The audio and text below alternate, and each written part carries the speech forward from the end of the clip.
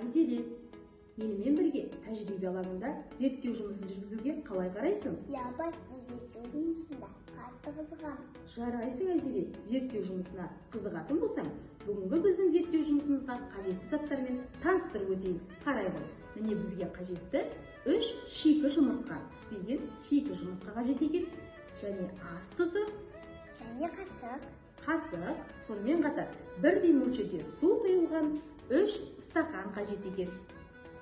Енді Айзере, біз мына стақанды алып, тәжірибемізді бастайық.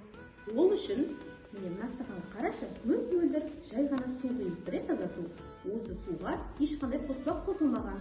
Енді осы суға сен бір жұмыртқаны алып, сала қой. Апай, міне жұмыртқаны салайын деп жатырмын. Жарайсың, сала қой. Айзере, сен бұл тәжірибеден не байқадың? Жұмыртқа судың ішіне батып кетті ғой. Тамаша, дұрыс айтасың. Жұмыртқа судың түбіне батып кетті. Бұл дегеніміз жұмыртқаның тығыздығы суға қарағанда көптеу деген сөз. Сондықтан жұмыртқа судың түбіне батып кетті, Айзере. Енді біз келесі тәжірибемізді жасайық. Ол үшін ол да міне тап-таза су, ешқандай қоспа қосылмаған. Енді біз осыған ас тұзын қосамыз. Қане санап тұрып 10 қасық қосамыз, және қасықтарымызды толтырып саламыз, осылай ма? Мен санап тұрам, сен қоса ғой. Бірінші араластырмаймыз, бірінші салып аламыз. 1. Толтырып саламыз.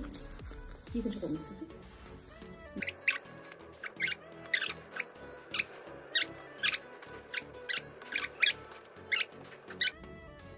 Және 13-ші саламыз. Толтырып сала қойшы.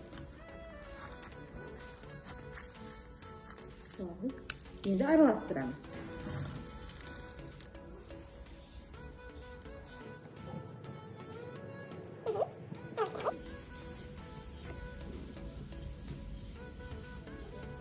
Болды. Енді осы тұз қосылған суға жұмыртқаның біреуін салып көре ғой. Айзере, қарашы, жұмыртқа суға батып кетті ме? Жоқ, апай. Жұмыртқа судың бетіне? Жұмыртқа судың бетінде қалықтап шықты. Қалқып шықты, жарайсың. Сонда біз не байқадық? Тұз қосылған су болғасын, судың тығыздығы жұмыртқаға қарағанда көбейді. Сондықтан жұмыртқа судың бетіне қалқып шықты, е? Айзере, енді біз 3-ші тәжірибемізді жалғастырайық. Апай, жұмыртқа жүзу үшін қанша тұз салуымыз керек? Жарайсың, Айзере, сен жұмыртқаның жүзіп жүргенін көргің келсе, шамамен 5 қасықтай тұз салып көрейік. Толтырып саламыз қасықты. 1.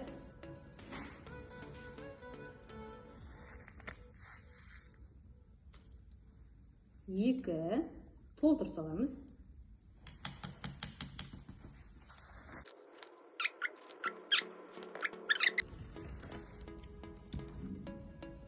Түбіне тегіз араластыра ғой.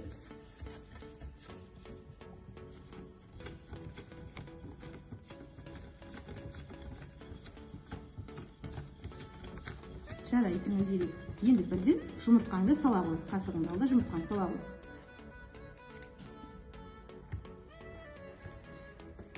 Әне, Айзере, жұмыртқа не істеп жүр? Жүзіп жүр.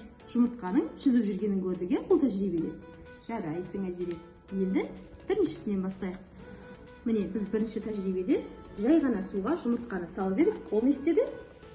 Түбіне батып кетті. Себебі жұмыртқа суға қарағанда тығызырақ, ауыр, я. Екінші тәжірибемізде таза суға 10 қасық тұз салып жұмыртқамызды салып едік. Жұмыртқа қалқып шықты судың бетіне. Демек, таза суға 10 қасық тұзды қосқан кезде судың тығыздығы жұмыртқаға қарағанда көбірек болды, я. Сондықтан жұмыртқа судың бетіне қалқып шықты. Ал 3-ші тәжірибемізде біз таза суға 5 қасық тұз қосып едік. Жұмыртқа судың бетінде жүзіп жүр. Жарайсың, жүзіп жүрді. Ендеше осымен бүгінгі біздің тәжірибеміз аяқталды. Назарларыңызға көп-көп рахмет.